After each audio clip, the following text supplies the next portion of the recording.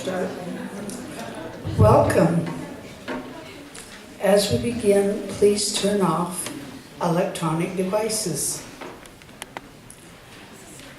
I invite you to enjoy the chapel at the back of the sanctuary and note joys and concerns in the book there. If you have little ones, we have a nursery downstairs, and after our service, I invite you all downstairs to enjoy hospitality and to greet one another. Finally, please note the announcements in your order of service, with many ways to be engaged in this vibrant community.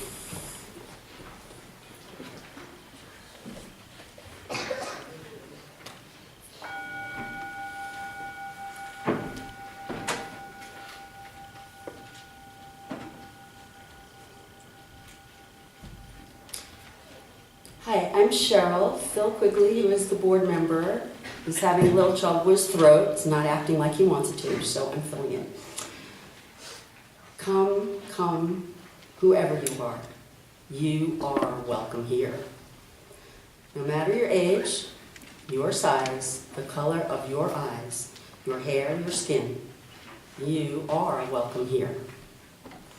No matter whom you love, how you speak, or whatever your abilities, you are welcome here. You are welcome here whether you come with laughter in your heart or your tears. You are welcome here if you come here with an open mind, a loving heart, and willing hands. You are welcome here.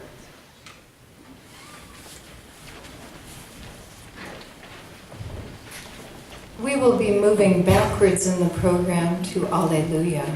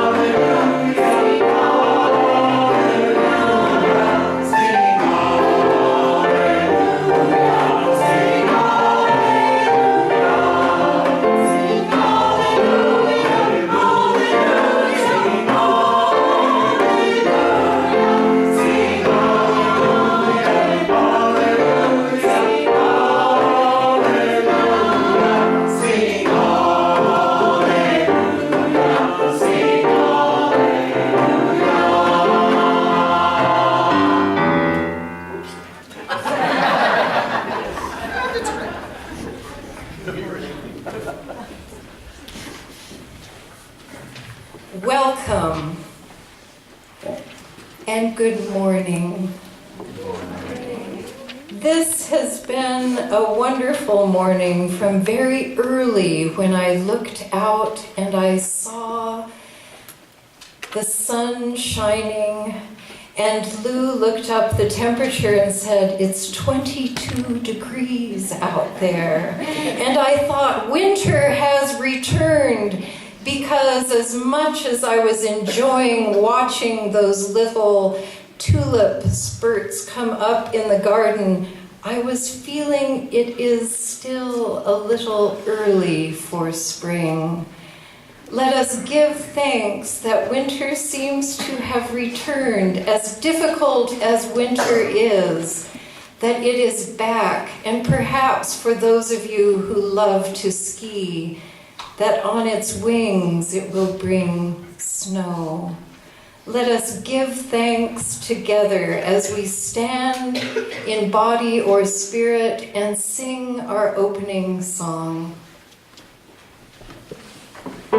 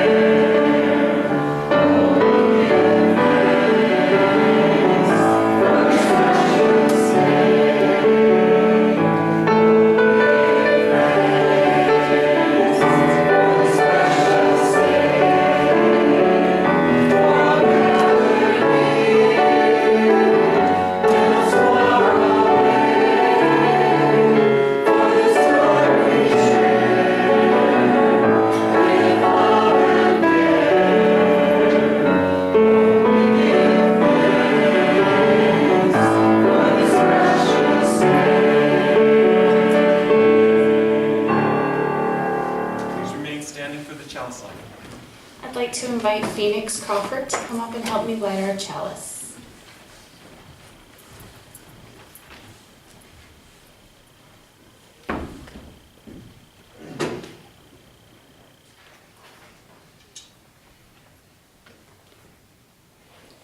We light this chalice for the light of truth, the warmth of love, and the energy of action.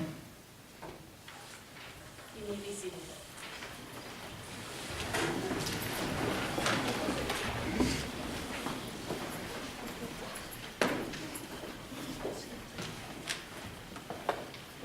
Is there a microphone? Oh, it's a stand. On the stand. I would like to invite the children to come up for a small talk about trees. Hi, Leo. You came to a skidding stop. Phoenix.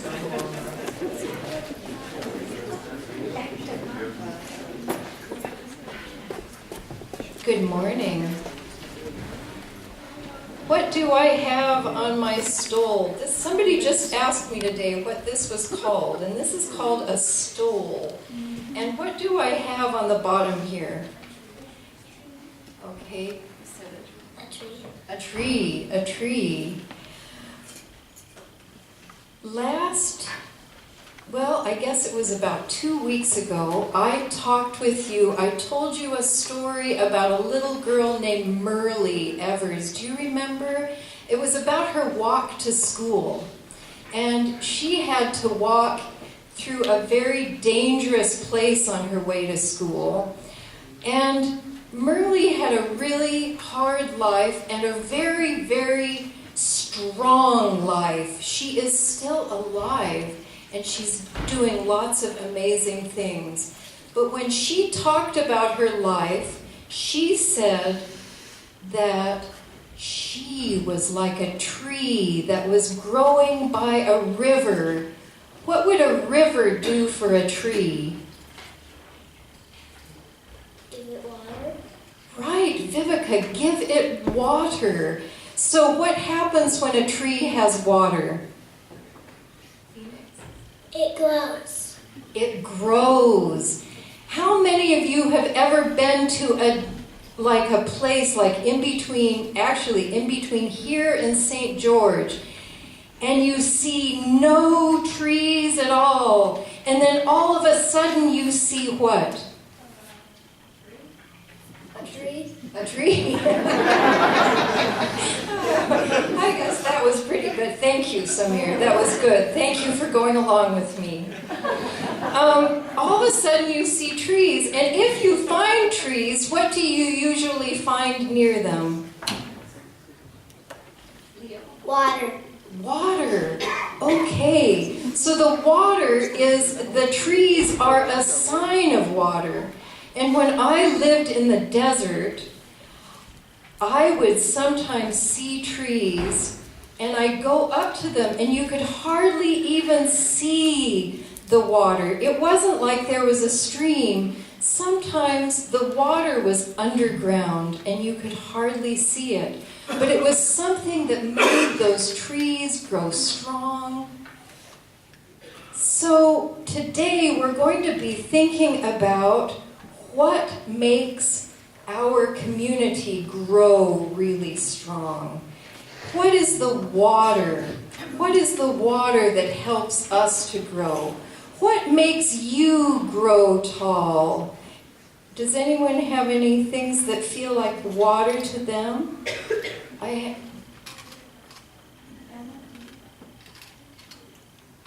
Milk. Oh yes, milk.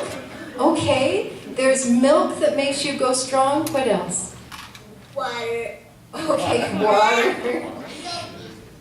And I think my mother believed that hot dogs made us grow strong. We ate lots and lots of hot dogs. Okay, well thank you. And I know your parents are helping you grow into very strong, big trees. And thank you for coming up. Now we're going to sing you downstairs, and you're going to be learning about a word called Lent. You'll know all about it.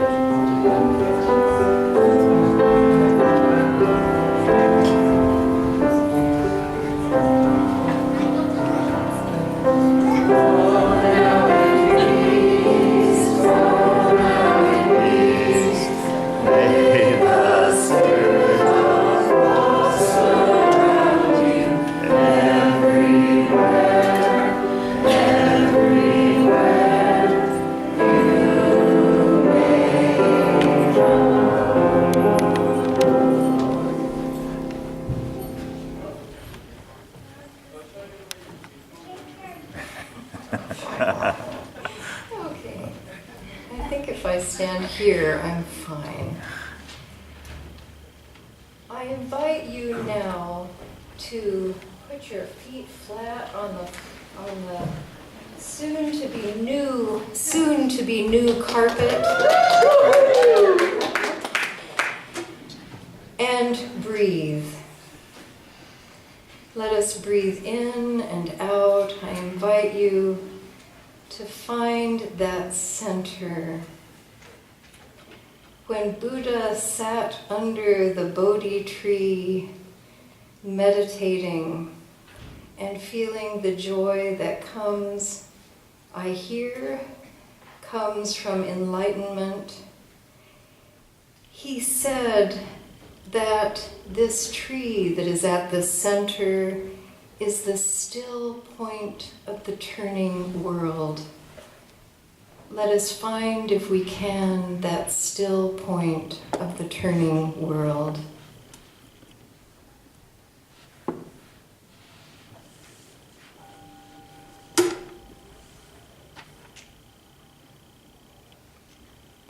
As always, we bring to this place many joys and sorrows.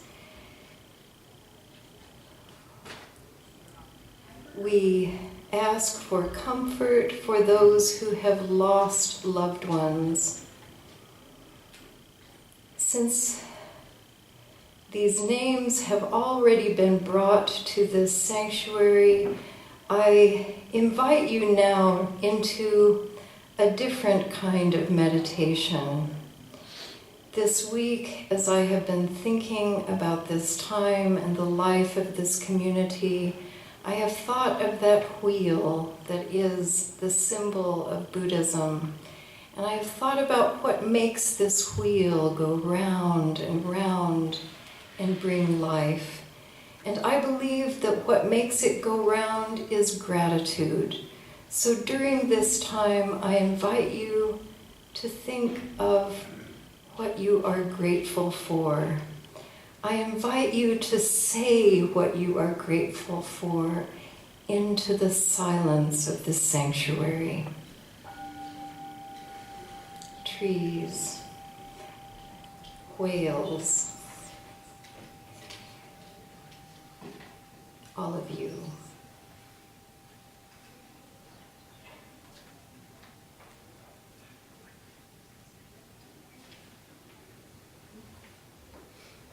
I invite you to listen for the sounds of people around you. Listen for the breathing of people in this community, for your loved ones. And if your ears can go even further, I invite you to listen to the heartbeats that are in this room. Listen to the hearts that are here, all of us together at this time.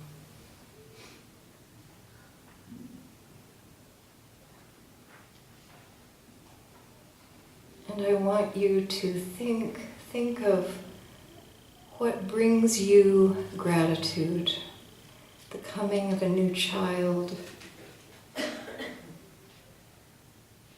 Perhaps your heart is aching a little less after the loss of a loved one. Perhaps it is the sun that is shining so brightly that I must move.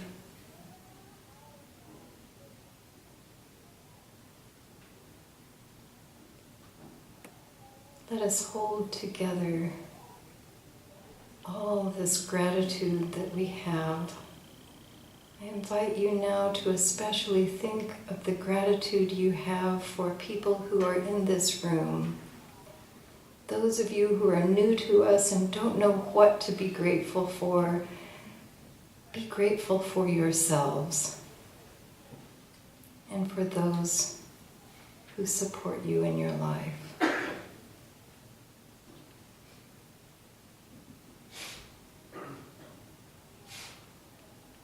Our hearts grow larger with gratitude, and our large hearts bring joy to community.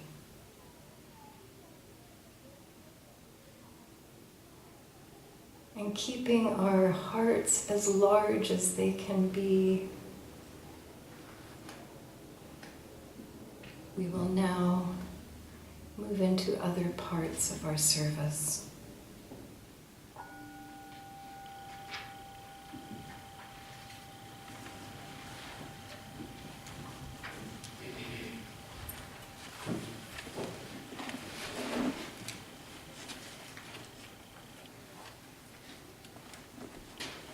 One way we at South Valley support our community is to share our Sunday morning offering.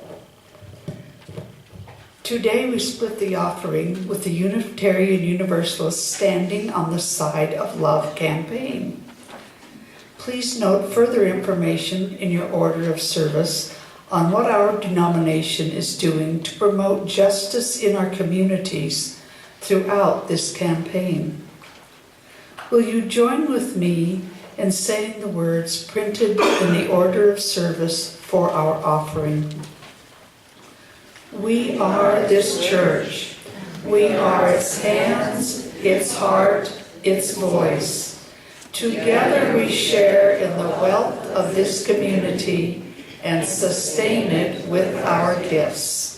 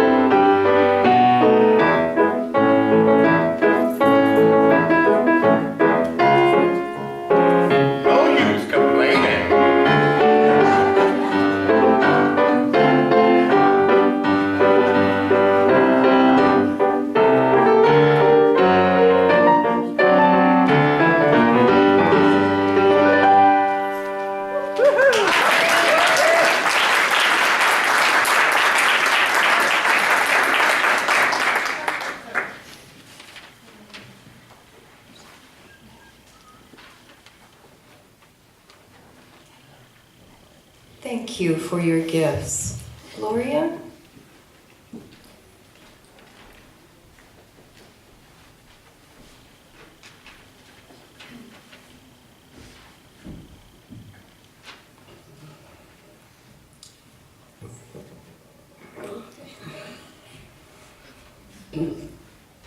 In the midst of the destruction of the Japanese tsunami 4 years ago, a foreigner and longtime resident, Ann Thomas, wrote, "Things here in Sendai have been rather surreal, but I am very blessed to have wonderful friends who are helping me a lot. Since my shack is even more worthy of that name, I am now staying at a friend's home. We share supplies like water, food, and a kerosene heater. We sleep lined up in one room, eat by candlelight, share stories. It's warm, friendly, and beautiful. Unexpected touches of beauty are first. The silence at night. No cars, no one out on the streets, and the heavens at night are scattered with stars. I usually can see about 2, but now the whole sky is filled. The mountains around Sendai are solid, and with the crisp air, we can see them silhouetted against the sky magnificently. And the Japanese themselves are so wonderful. I come back to my shack to check on it each day, to send this email since the electricity is on, and I find food and water left at my entryway. I have no idea from whom, but it's there. Old men in green hats go from door to door, checking to see if everyone is okay. People talk to complete strangers, asking if they need help. I see no signs of fear. Resignation, yes, but fear or panic, no. Somehow, as I experience the events happening now in Japan, I can feel my heart opening very wide. My brother asked me if I felt so small because of all that is happening. I don't. Rather, I feel as part of something happening that is much larger than myself. This wave of birthing is hard and yet magnificent.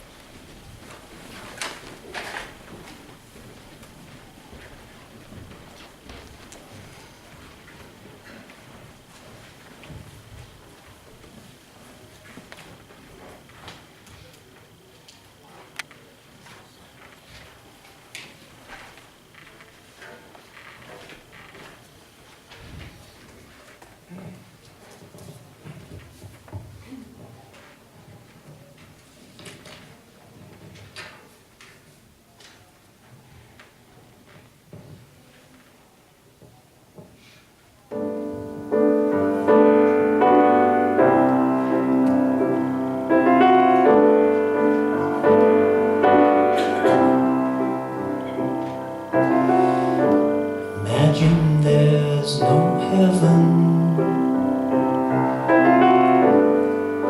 It's easy if you try. No hell below us. Above us only sky.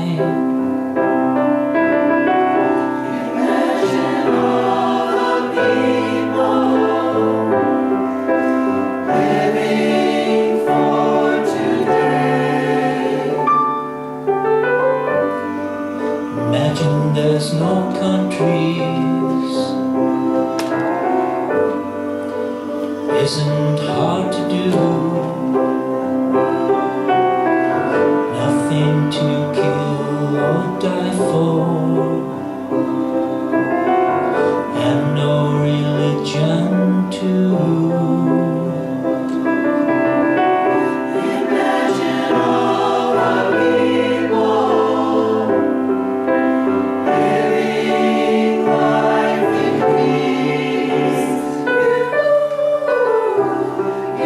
Say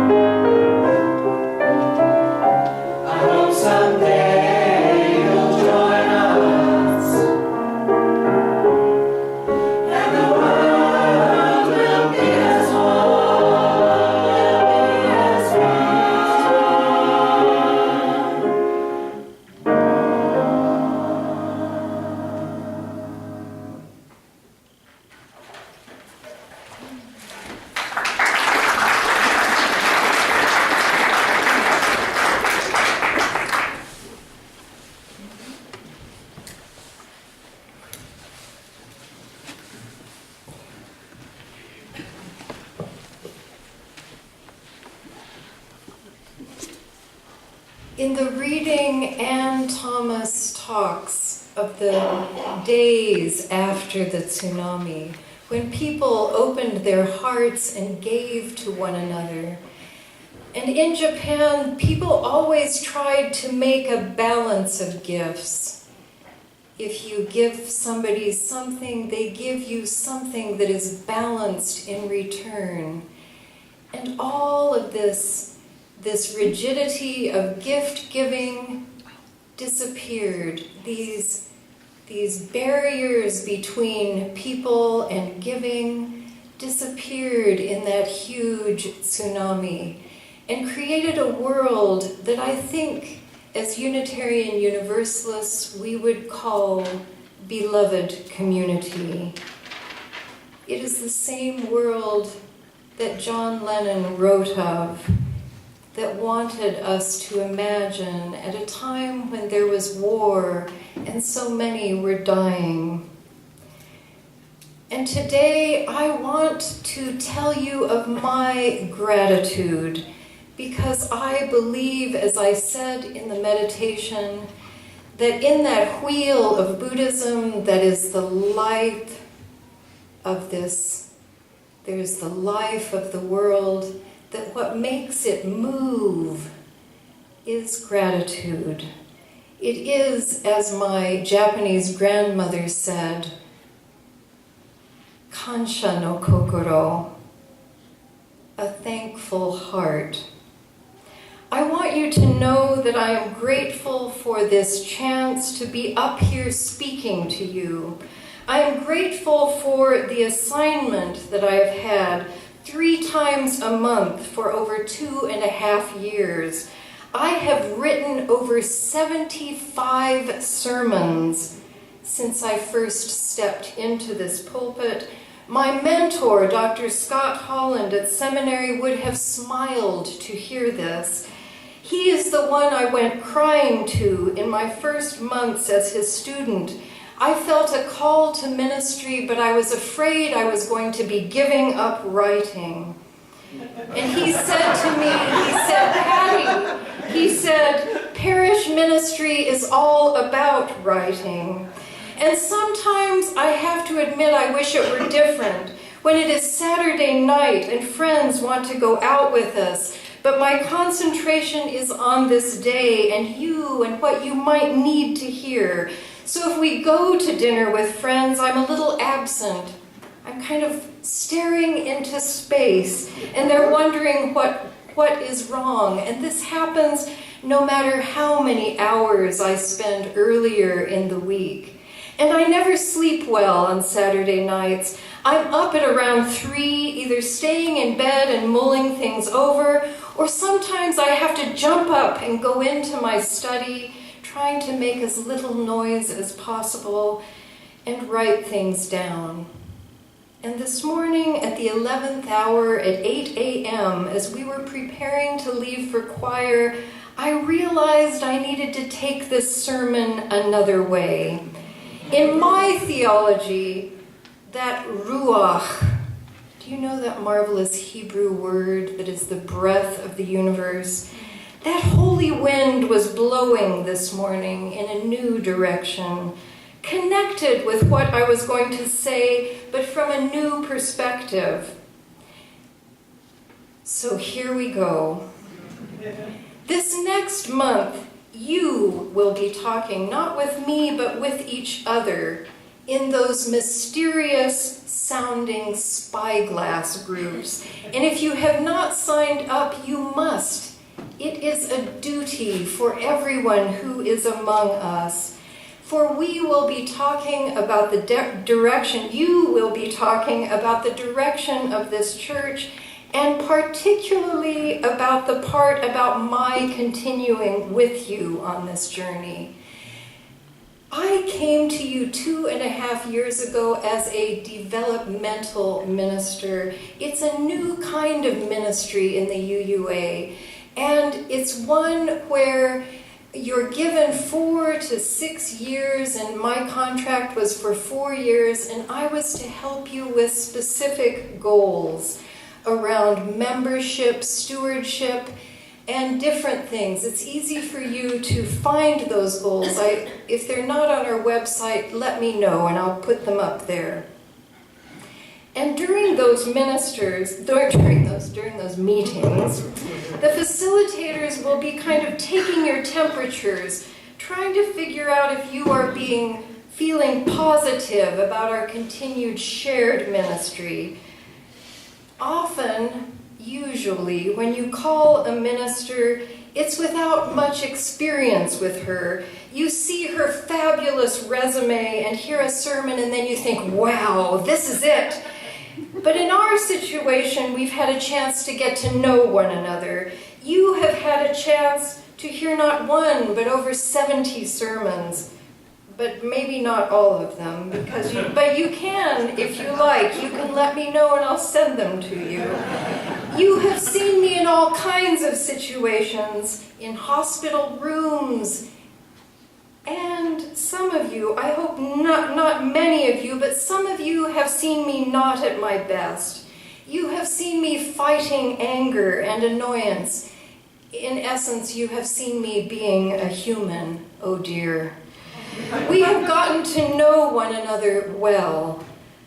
And I have heard that when you know a minister well, that you should try only for 80% of the vote at our congregational meeting. And for those of you who don't know, and I realize we have people who are here for the first time, that in Unitarian Universalist congregations, we actually vote for a minister. But when somebody told me, oh, you should just try for 80%, I said, no, that's not enough for me to want to stay. I would like 90%. And that means if more than 1 out of 10 people is not positive in the spyglass groups, then a vote will not be held at the annual meeting in May. We wouldn't hold a meeting because if the vote is close, then it will cause disruption that could break this congregation into pieces. And even though the developmental goals are about that you wrote up, that were written by, I believe, by the board at that time, are about membership, stewardship, and a host of other things to bring sustainability to this congregation, I believe I was brought here to facilitate you becoming whole and healthy. Whole and healthy are actually the same words as a congregation. I believe that together we have accomplished a large part of this work, and we must hold to that. I want this congregation to continue in wholeness regardless of whether I stay with you or not. And if there is a vote, and I want all of you to think about this, I don't want a lukewarm one. I don't want those kind, oh, whatever, wishy-washy votes. And some of you who know that it is difficult to bring a minister to the pulpit, it takes a long time, you may be thinking it's better to keep what you have rather than go through that hard process. But I ask you, if that is your reason, don't worry. If you do not want this, my last work with you in the whole next year will be finding someone who will better suit you. I want you to think of what is best for the congregation and preserve these bonds that are becoming stronger among us. The wholeness that has been happening, that is more important than who is at this pulpit. On my side, I felt a strong call to the ministry. A year after we moved to this country, I began ministry. And that call carried me through 3 years of separation from my beloved and a move to this place that has so many difficult connections. I don't know if many of you know, but the woman I was named for, Patty Bartlett Sessions, is part of the uproar that has been happening because she is one of the wives of Joseph Smith who already had a husband. The connections I have with this place are endless. And I have struggled with how to keep exercising my gifts. For I am immensely gifted in many areas. We are never supposed to say this, but it is a fact of my life, and one that has caused me endless problems. Has been a kind of secret. My birth family's go-to direction to people is, whatever you do, don't get a big head. And if my mother had heard me say that I'm immensely gifted, I think she would have slid off her chair. Being gifted was something I was not even supposed to be aware of. And I think often gifted people find their way to ministry because there are so many aspects to this work. This summer I came to know Reverend John Burens, a very gifted minister who also writes theology books as part of his ministry.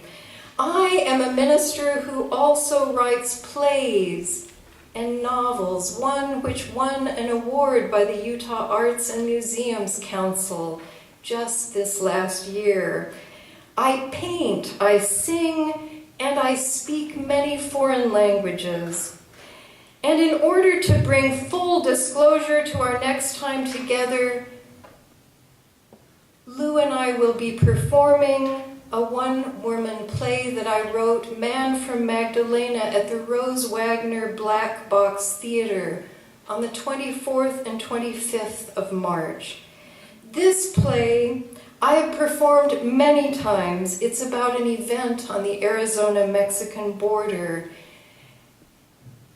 And I have wondered, if you saw me do this play, if you might change your mind about me, about keeping me with you. But this is part of who I am, and we must be bold in these next months. I also want to let you know that there are many ways to vote. There is that vote at the congregational meeting, but there's another kind of vote that is starting at our big event. We are beginning again with the beautiful bare tree that Colin Searles will make for us. And in the coming weeks, we will be filling the tree with what you write on your 3 T cards. These cards, the T's are time, treasure, and talents. And with what you write on these cards, we will be filling the tree with leaves, flowers, and birds. Your generosity in all of those areas is also a way of voting. If this stewardship campaign is successful, if we reach our goal of 150,000, that is 20, isn't it 20 higher than last year, then we will have a large enough budget to have abundance throughout the year. If you continue or begin to give of your time and talents to this community, we will have an amazing year. And if you don't, you will be casting your vote.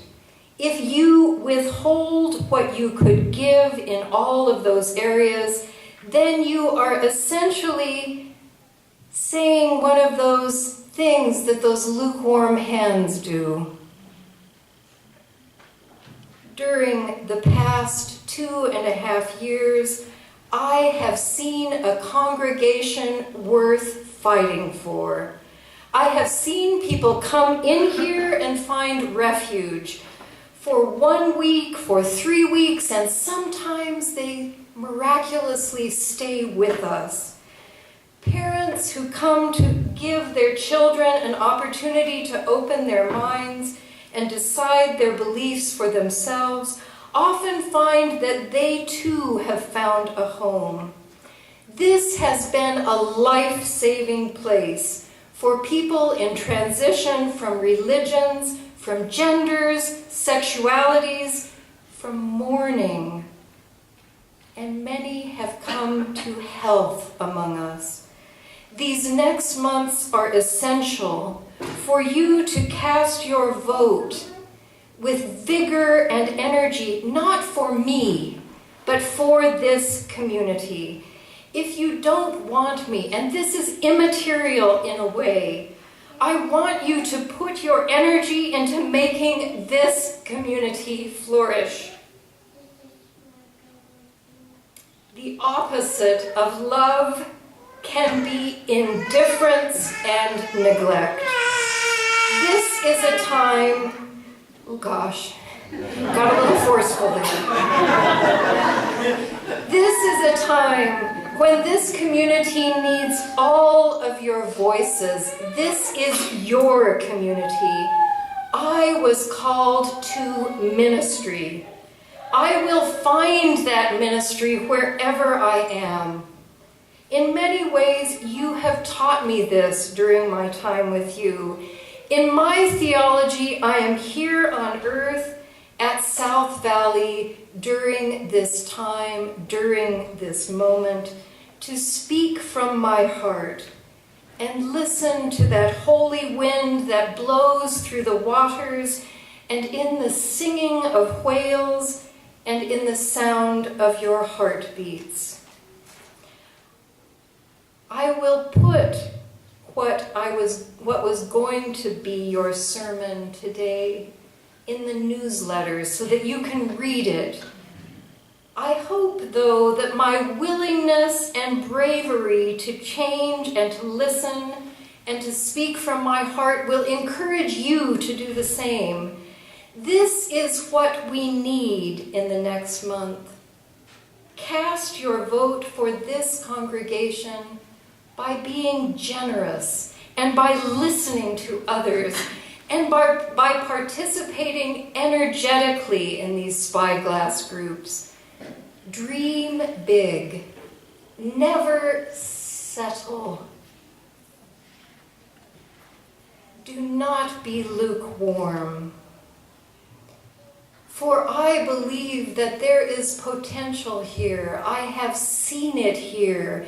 Just what Ann Thomas describes in that time, that difficult time after the tsunami. I think in a way that the troubles that came to this congregation, that come to all communities, have sparked new life. And I believe that we can say that somehow I experience the events happening. As we experience the events happening, we can feel our hearts opening very wide. I feel part of something that is larger than myself. This wave of birthing is hard, and yet it is magnificent. May it be so. Amen. And we will now bravely stand in body or spirit and sing.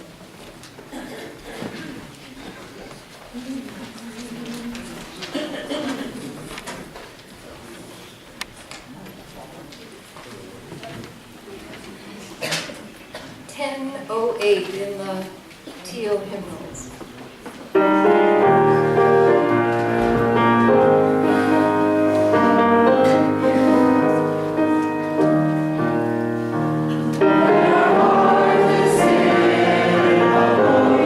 Grace.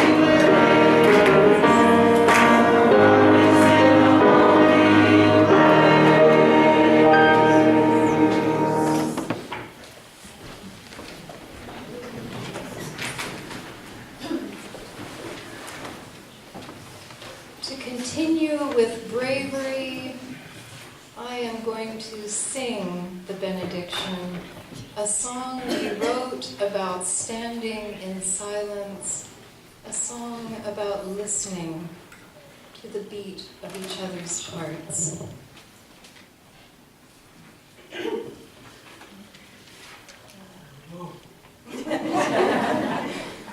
Be with me.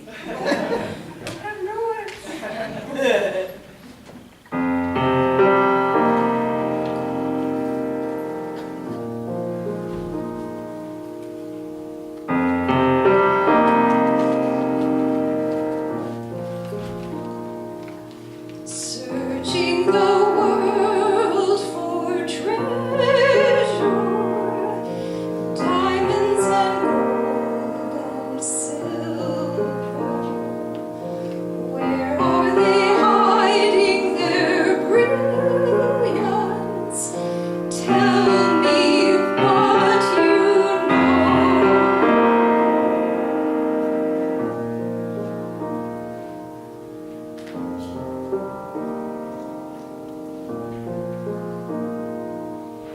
Is that gold on the mountain, up the cliffs and over?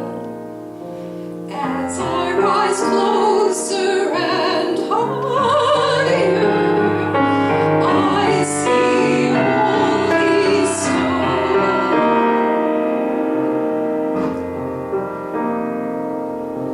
Where can we find this mountain?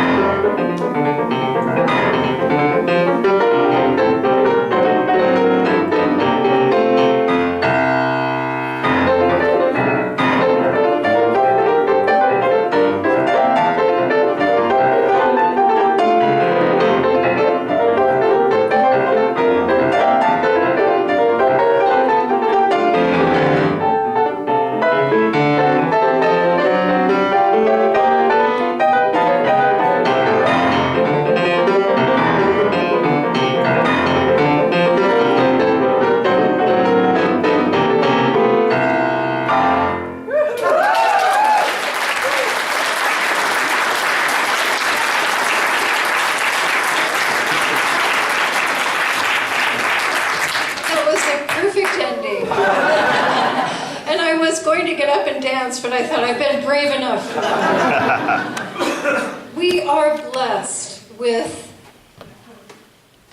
all of you, with those of you who have been away for a while and have come back, and those of you who are with us for the first time. During this time in our service, we ask if you have the courage, and you ought to after what I've done. If you have the courage to stand and introduce yourselves, we would love to have you give your name, perhaps what brought you here. Is there anyone brave enough to do so? Oh, we do, yay!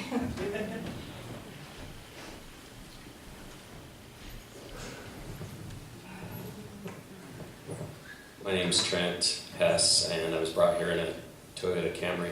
And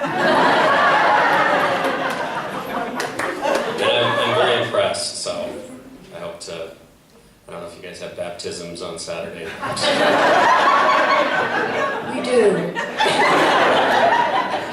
Actually, I did learn how to do baptisms in seminary in a very cold Mennonite church. Is there anyone else who feels that their name has been forgotten and would like to introduce yourselves again? Oh, we have many. Yes. I'm Tracy Sinister. This is David Monroe, Brenda Crosby. They both had no choice but to come.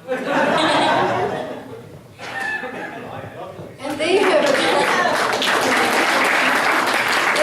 jumped in volunteering for the communications. So yay, Tracy, thank you.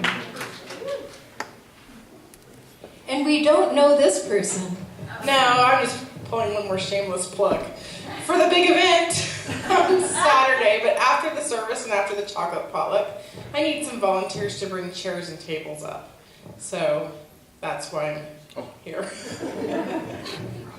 I'm Rachel. Volunteers, raise your hand. Okay, you know who they are.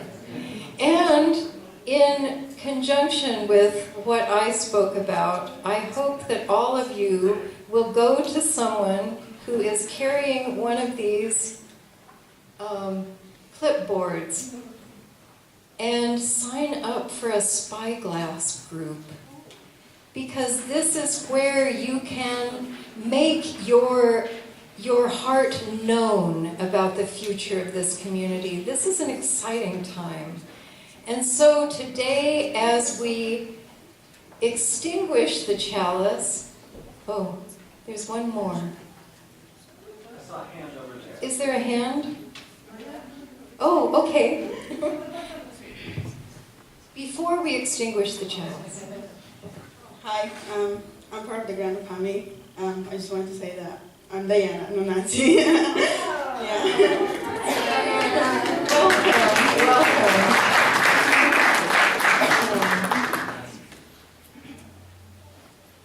And Brenda's going to extinguish the chalice. So as we extinguish the chalice, I invite you to take this light into your heart and have it grow and give you courage in all the ways that you are in this world. May it be so, and go in peace. Amen. Amen.